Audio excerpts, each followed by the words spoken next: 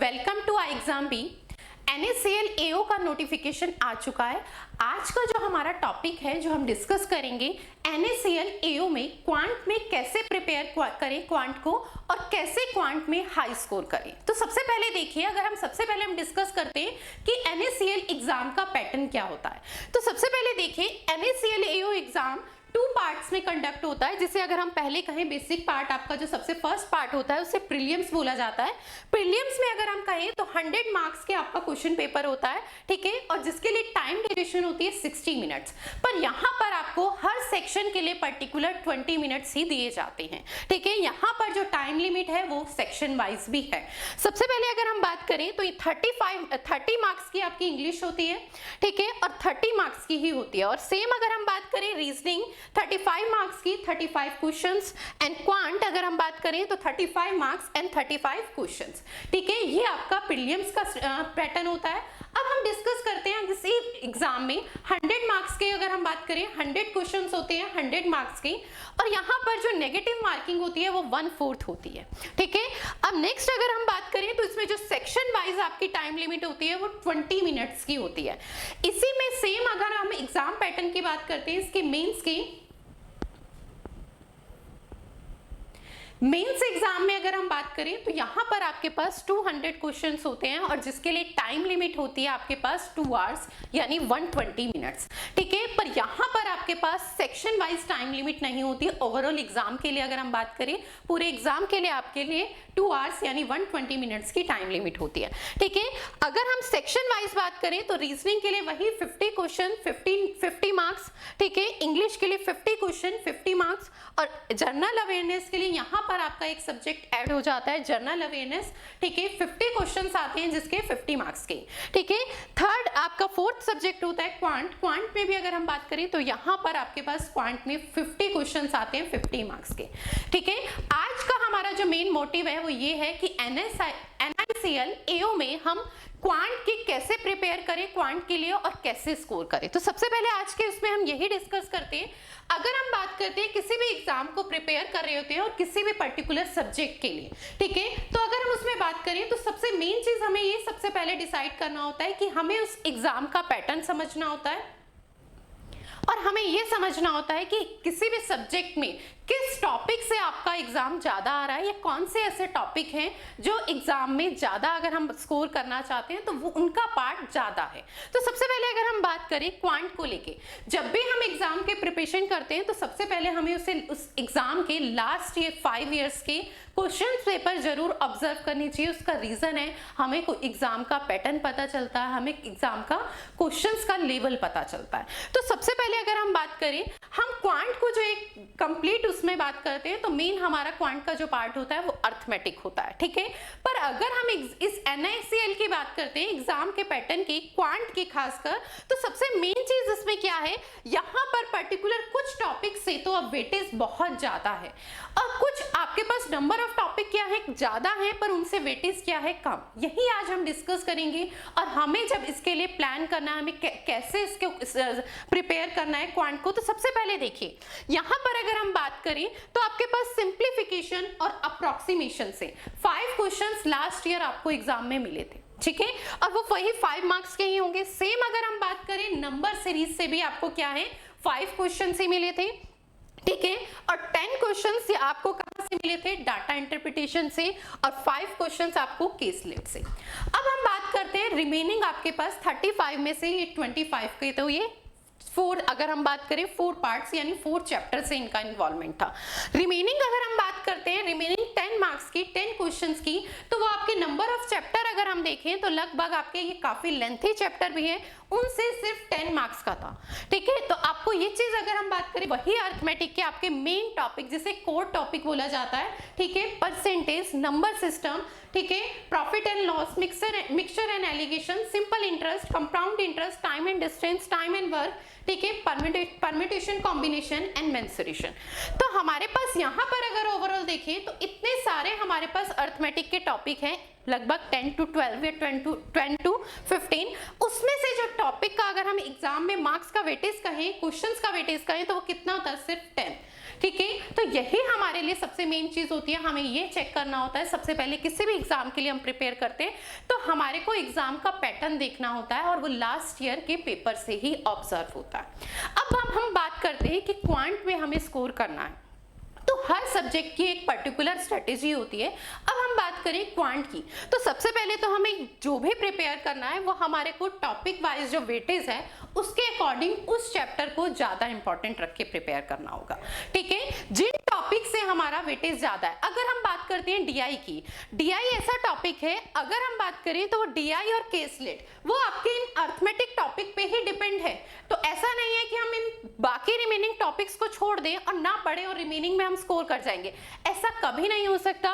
Caselet की बात करें और डीआई की बात करें तो उनमें जो कॉन्सेप्ट यूज हो रहा है बेसिक, ठीक है, अगर हम बात करें तो वो पर्टिकुलर हमारे अर्थमेटिक के मेन टॉपिक्स का ही हो रहा है। जैसे परसेंटेज की बात करें, रेशियो की बात करें, एवरेज की बात करें, तो इन्हीं टॉपिक का कहीं ना कहीं कॉन्सेप्ट आपको डाटा इंटरप्रिटेशन में मिलता है और केसलेट में देखने को मिलता है। तो हमें सबसे पहले जब भी हमें प्रिपेयर करना है क्वांट को, ठीक है, तो सबसे पहले हम बेसिक अर्थमेटिक के ही टॉपिक से स्टार्ट करेंगे। पर हमें सबसे मेन चीज ये भी ध्यान रखनी है, जिन चैप्टर से हमारा क्या है वेटेज ज्यादा है, हमें उन्हें भी बहुत अच्छे से प्रिपेयर करना है एज कंपैरिजन आपके रिमेनिंग टॉपिक के। अब अगर हम बात करें, हमारे पास हमें ये तो क्लियर हो गया कि हमें इन टॉपिक से, अब लास्ट ईयर के एग्जाम के पॉइंट ऑफ व्यू से अगर हम बात करें तो मेंसुरेशन एक ऐसा टॉपिक था जहां से आपके इन 10 में से 2 क्वेश्चंस आपके मेंसुरेशन से ही आए थे।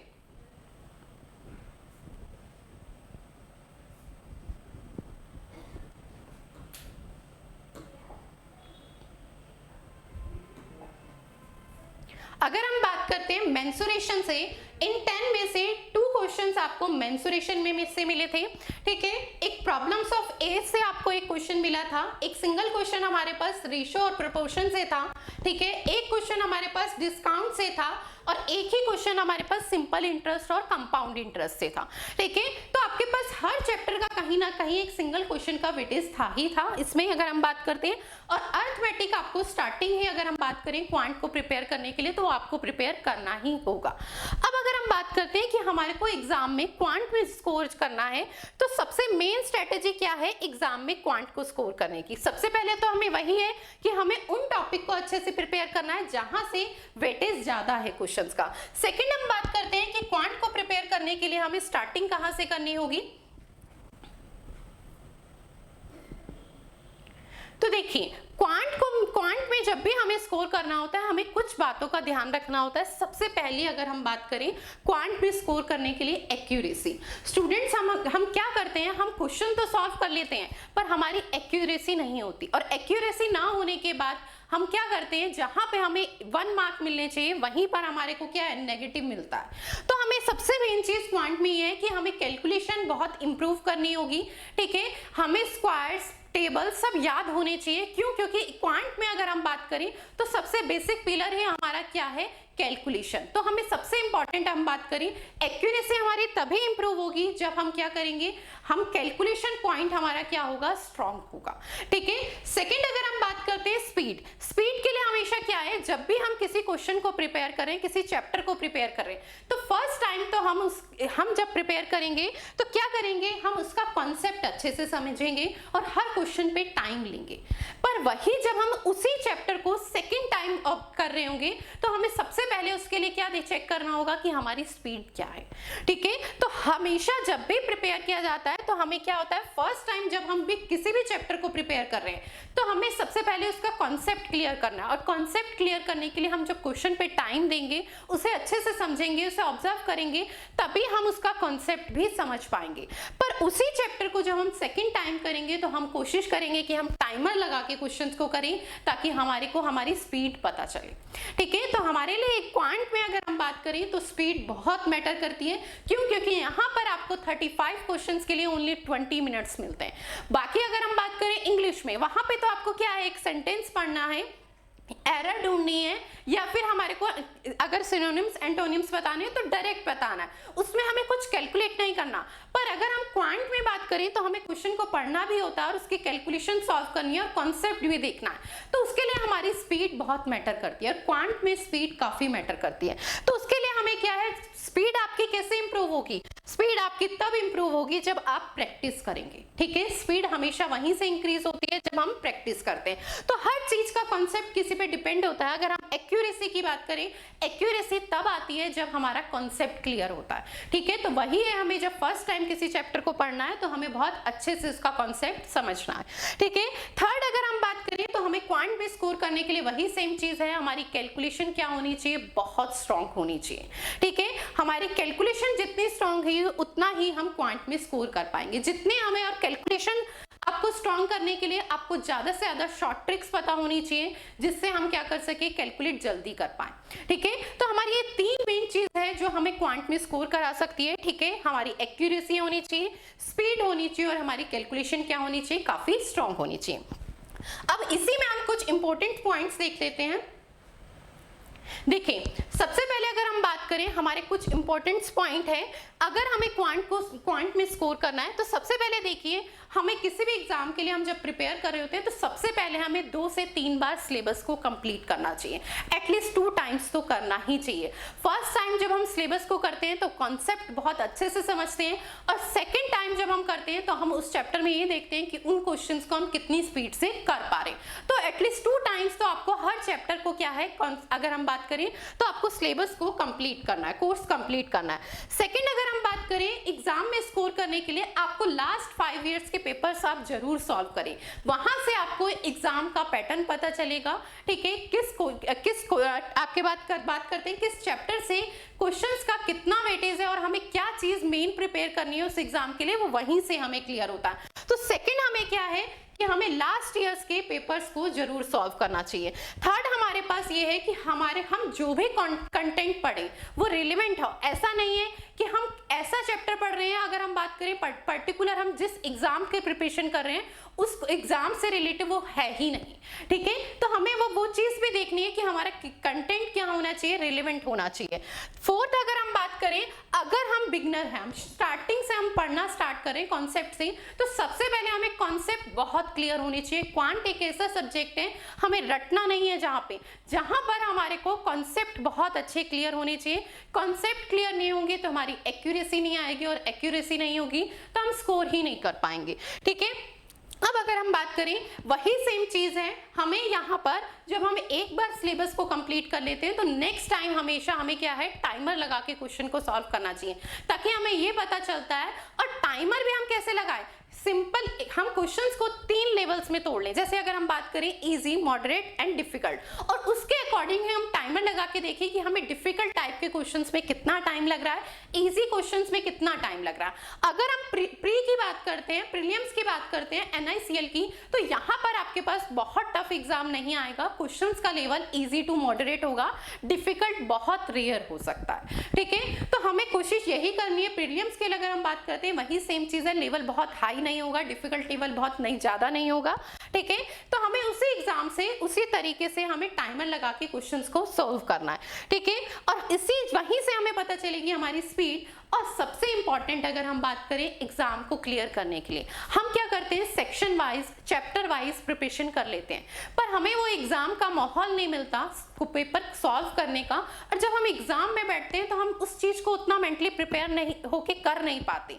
रीजन समझना, जब हम क्वांट प्रिपेयर कर रहे हैं तो हमारे माइंड में सिर्फ क्वांट होती है, ठीक है। जब हम रीजनिंग के चैप्टर सॉल्व कर रहे होते हैं तो सिर्फ रीजनिंग होती है, पर एग्जाम में हमारे पास तीनों चैप्टर्स का वो होता है। तब हमारे लिए क्या होता है, तीनों चैप्टर्स को एक साथ माइंड में रख के करना। तो उसके लिए सबसे इंपॉर्टेंट है, हमें एग्जाम, जब भी हमारा एग्जाम है एटलीस्ट उससे 15 डेज पहले आपको मॉक टेस्ट जरूर लगाने चाहिए, ठीक है। और हर एग्जाम के लिए 40 to 50 मॉक टेस्ट जरूर अटेंड करने चाहिए, तभी हम क्या कर पाते हैं, हमारी स्पीड भी वहीं से इंप्रूव होती है और एक्यूरेसी भी वहीं से आती है, ठीक है। और स्पेशली अगर हम बात करते हैं क्वांट की, ठीक है, तो सबसे इंपॉर्टेंट अगर हम बात करें तो वही सेम चीज है, आपको क्या है, मॉक टेस्ट टेस्ट हमारा सिलेक्शन में सबसे इंपॉर्टेंट पार्ट होता है, ठीक है। सेक्शन वाइज तो हर कोई पढ़ लेता है, कोर्स हमें हर कोई पढ़ लेते हैं, पर हम मॉक टेस्ट नहीं लगाते, उससे हमें क्या है, एग्जाम का एक माहौल नहीं मिलता। और वही सेम चीज हम क्या है, उसी टाइम पे अगर हम बात करें, विद इन टाइम हम एग्जाम को और क्वेश्चंस को कंप्लीट नहीं कर पाते, और वही मैटर करती है हमारी स्पीड। तो आपको मॉक टेस्ट हमारा सबसे इंपॉर्टेंट पार्ट है, ठीक है। मॉक टेस्ट के लिए आप हमारी साइट पे विजिट कर सकते हैं iExamBay, जहां पर आपको फ्री मॉक टेस्ट मिलेंगे जिसे आप अटेंड कर सकते हैं। और साथ ही साथ अगर हम बात करें, iExamBay ने NACL AO का कोर्स लॉन्च किया है। अगर आप आज ही एनरोल करते हैं,